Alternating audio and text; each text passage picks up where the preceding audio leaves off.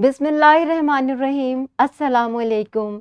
मैं हूँ आपकी मौल्लमा राहिला समीर। जैसे कि आपको मालूम है, हम पढ़ रहे हैं उर्दू बराए जमात हफ्तम, और आज हमारा पहले बाब का तीसरा सबक है और जिसका उन्वान है नबी अकरम खातिमुन नबीयीन सल्लल्लाहु अलैहि व आला आलिहि व सहाबिहि वसल्लम का अंदाज़े गुफ्तगू।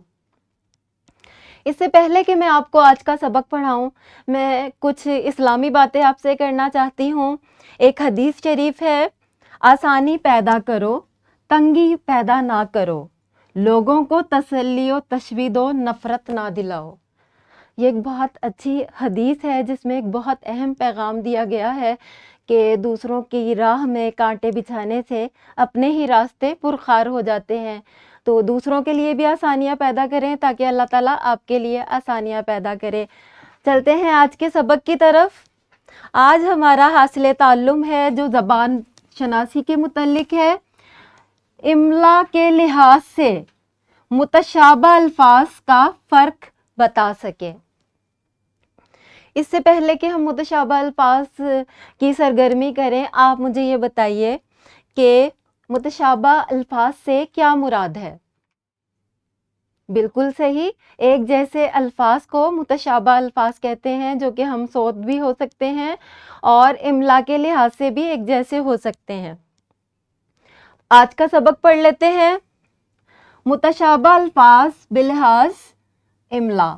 लफ्ज़ मुतशाबा के मानी मिलता जुलता, ममासिल और हम सौत वगैरह के हैं। ये ममासलत, सौत, बनावट, इमला किसी भी तरह हो सकती है।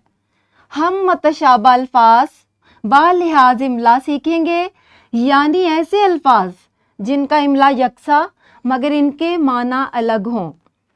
मसलन इल्म के माने जानना सीखना के हैं। इसी से मिलता जुलता लफ्ज़ है अलम, जिसके मायने झंडे के हैं। इसी तरह कुछ अल्फाज हैं जो कि बोलने में मुख्तलिफ हैं, मगर जब हम उन्हें लिखते हैं तो वो एक जैसे होते हैं, लेकिन अराब की वजह से उनके माना और मफ़हूम बिल्कुल मुख्तलिफ होता है और जुमलों में भी उन्हें मुख्तलिफ अंदाज से इस्तेमाल किया जाता है। ये अल्फाज क्या हैं? गिन। गिन का मतलब है तादाद का शुमार करना। इसी तरह का एक लफ्ज़ है गुन, जिसका मतलब है खूबी।